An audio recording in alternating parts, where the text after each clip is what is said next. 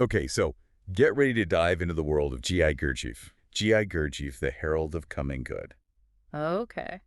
Now, this is not your typical self-help guru. Right. Gurdjieff was a philosopher, Yeah. a mystic, a bit of an enigma, Yeah. even back in the early 20th century. What's so fascinating is that he doesn't just lay out, like, his philosophy in this book. Right. He, like, takes us through his own journey of self-discovery. Right. It's almost like you're reading the evolution of his thoughts. Yeah. Kind of a roadmap of how he went from asking these, like, really big questions about life. Right, like, what's the point of all of this? Exactly. Yeah. To developing this whole system for, like, Yeah. what he called man's harmonious development. Yeah, and he didn't just, like, ask that question. Right. He went on a quest to find answers. Yeah, a global quest. We're talking traditional religions, Right. esoteric societies, you name it. Yeah, he went really deep. Especially when you consider his fascination with hypnotism and the subconscious. Okay, so that's what I'm interested in. Yeah. So how did he go from, say, meditation Right.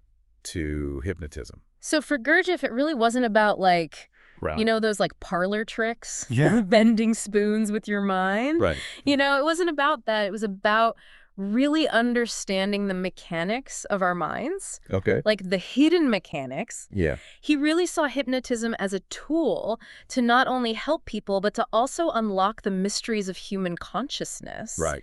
Like, he wanted to know what made people tick, drove their behaviors, and he saw the subconscious as this, like, key. It's like the control panel. Yeah, exactly. No, we don't even know we have. Yeah, it's like this hidden operating system. Right, and it's running the show. And this wasn't just some theoretical thing for him, Yeah, right? no, not at all. He actually became kind of a healer using these techniques to help people with psychological and emotional issues. Yeah, and it's important to remember that even while he was doing all this to help others, Right. he was simultaneously conducting his own in-depth study of the human psyche. It's like he had this insatiable curiosity to crack the code of human potential. He wanted to know how we worked at our core. Yes. And that led him to create his institute for man's harmonious development. It's almost like it wasn't enough for him to just figure things out for himself. He wanted to share this knowledge and help others evolve too. He did. He wanted to create a place where Yeah. people could come and do this work together. Right, and it wasn't some Right. fly-by-night self-help seminar. A weekend retreat. Yeah. He brought together these experts from all walks of life, doctors, artists, even craftspeople. Right, like a very eclectic group of people. It's like he was creating a living laboratory for human potential, a place where people could really work on every aspect of themselves. Right. Not just their minds, but their bodies and their emotions as well. It's like he was way ahead of his time. Oh, absolutely. You know, recognizing that real growth requires this holistic approach that our modern education, in his view, was severely lacking. He was very critical of the education system. Yeah. He thought it created these fragmented individuals, too much emphasis on intellect and not enough on the emotional and instinctive parts of our being. So he wanted people to become more integrated, more whole. And that's where this concept of harmonious development comes into play, right? Exactly it. So it's about cultivating all aspects of yourself and fostering this sense of inner balance. Inner balance. But what did that actually look like in practice? Great question. Like, how did he go about trying to achieve this at the Institute?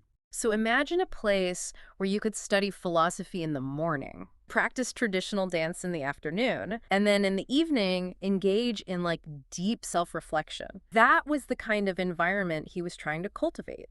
It sounds intense, It was. but also incredibly enriching. It was meant to be both. He believed in a very hands-on approach, Yeah. encouraging his students to explore different disciplines to push their boundaries, both physically and mentally. So really breaking down those internal barriers, connecting with your true potential. Exactly. But it wasn't enough for him to just teach these things. He wanted to almost like codify them Yeah. and make them accessible to a wider audience. He did. He wanted to spread the word. And that's where his writing comes in. He went on to write these incredibly dense, very complex books. Yes, they're quite a challenge to read. Right, including the one we're deep diving into today. That's right. And even when he was physically incapacitated, and we're talking a near-fatal accident here, he was still working on his books, He was so dedicated to his work. dictating entire scenarios, dialogues from his sickbed.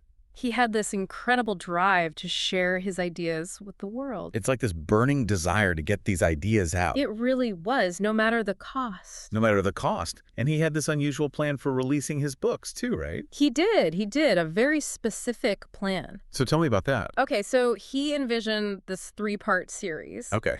But you couldn't just pick up the second one after finishing the first one. You couldn't. He wanted readers to really understand the material, Oh, wow. to apply the concepts in their lives before moving on to that next level. So it wasn't just about absorbing information. No. It was about embodying it. It was about living it, yeah. Yeah. He wanted to make sure people were really ready for the deeper truths that he was revealing. So they couldn't just like skim the surface. Not at all. He Right. wanted them to grapple with the material on a deeper level. Right. It was about transformation. Yes. Not just intellectual stimulation. Transformation, not just information. Yeah. And a big part of that transformation, in Gurdjieff's view, involved confronting a very human tendency: vanity. Oh, yeah. Vanity was a big one for him. He calls vanity a poison. That's right, he did. That's a pretty strong word. It is. What did he mean by that? So he saw vanity as this insidious force that prevents us from forming genuine connections with others and with ourselves. Okay. He believed that vanity was at the root of so many of our problems, Okay. our interpersonal problems, our societal problems. So it's like this illusion Yes. that we create Yes. of our own self-importance. Exactly. Right. That keeps us from really connecting with each other. It distorts our perception. Yes. And to really understand its impact, he actually spent 21 years consciously trying to suppress any encouragement of vanity in others. And there's this crazy story about how he mortgaged his property in Paris just to study vanity. He was that committed to understanding this phenomenon. Okay, that's next level commitment. Next level. So tell me more about this experimental field. Like, how did it actually work? So picture this. Okay. Gurdjieff is going through this complicated financial transaction, right? Right. But he's doing it with this added layer of intentionality. Okay. He's very deliberately avoiding feeding into anyone's ego, Right. their sense of self-importance. Okay. He's interacting with everyone involved, the wealthy potential lenders, Right. the everyday people he encounters. Yeah. And he's doing it with this conscious effort to not encourage even a trace of vanity.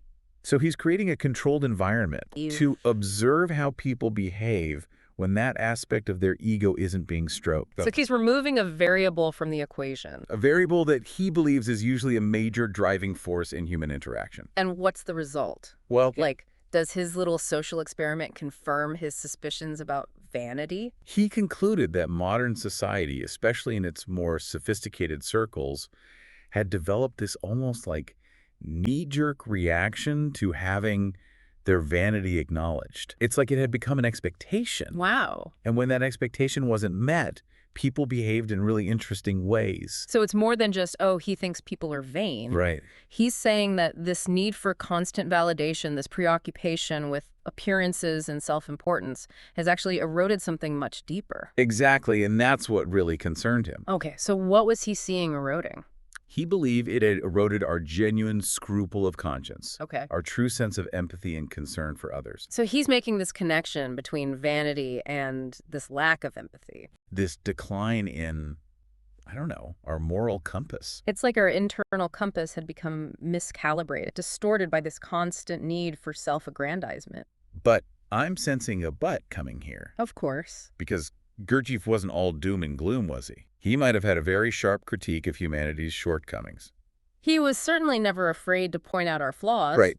But he never lost sight of our potential for growth and transformation. Exactly. He believed in our capacity to evolve. To become more than what we are. And that's where his dedication to developing spiritual instructors comes in. He envisioned these individuals as guides, Right, almost like mentors. helping others navigate this path to a more fulfilling way of being. Because he knew it wasn't easy. Yeah. This kind of inner work is incredibly challenging. Right. It's like he's saying, okay, I've spent years, decades even, figuring this stuff out. Right. And now I need to find a way to pass on this knowledge, to create a lineage of sorts. Exactly. He wanted to ensure that his work would continue. This wasn't just some abstract philosophy for Gurdjieff, was it? No, not at all. He actually provided very practical tools. He gave us exercises, practices. Yes, he didn't want his readers to just passively absorb information. Right. He wanted them to engage with it. Yes, to let it challenge their assumptions, provoke real change. He even suggested reading each of his books 3 times. But he had a reason for it. First, casually, just to get a feel for the material. Okay. Then aloud, as if you're reading to someone else. Interesting. And finally, with the intention of truly grasping the essence of his message. Okay, so each time with a deeper level of engagement. Exactly. He wanted us to really wrestle with these ideas. And one of the key concepts that he really wanted readers to grasp was this idea of the 3 centers. Oh, yes. The intellectual, emotional, and instinctive centers. These are fundamental to Gurdjieff's system. Right, so could you elaborate on that a little bit? Sure, think of it this way. Okay. We often experience ourselves as this kind of Yeah. single, unified act. Like I'm one person. Right, exactly. Yeah, But Gurdjieff argued that that's actually an illusion. it is. In reality, he said, we're made up of these 3 distinct centers, Okay. each with its own way of perceiving and responding to the world. So like a 3-headed monster, each head with its own brain? In a way, yes, but hopefully a little less monstrous. Right, hopefully. So we have the intellectual center. Okay. That's the thinking part of us. Okay. The one that analyzes, The logical one? the rational, trying to make sense of things. Right, and then we have the emotional center. Exactly. That's the feeling part of us. Okay. The one that experiences joy, sadness, anger, love. All the good stuff and all the not so good stuff. Actually. And then we have the instinctive center. Instinctive center. This one often gets overlooked, Okay. but it's incredibly important. What does it do?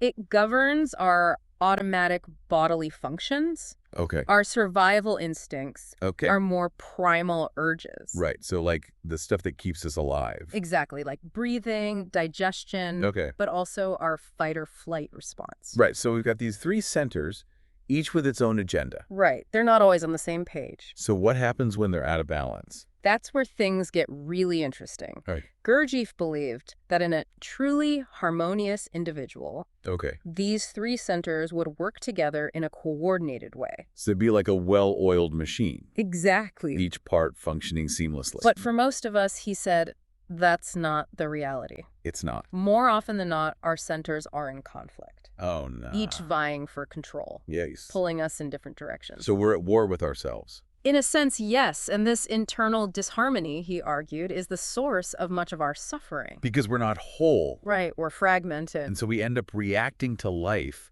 instead of consciously responding. Exactly. We're at the mercy of these competing forces within us.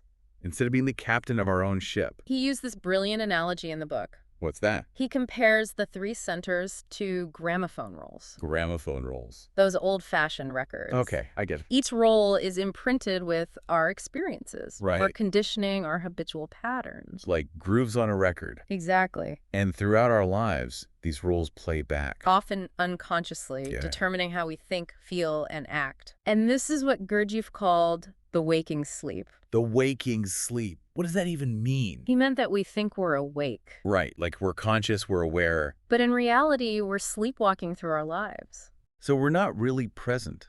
Not fully. We're not truly experiencing the world around us. We're trapped in these loops of conditioned responses.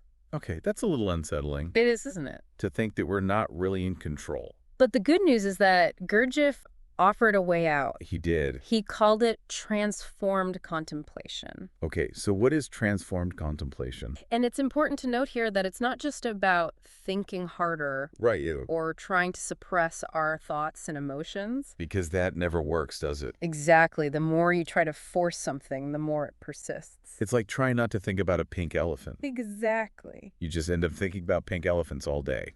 So transformed contemplation is about becoming more conscious, becoming aware of the patterns and programs that are running in the background. Okay, It's about observing our thoughts and emotions without judgment.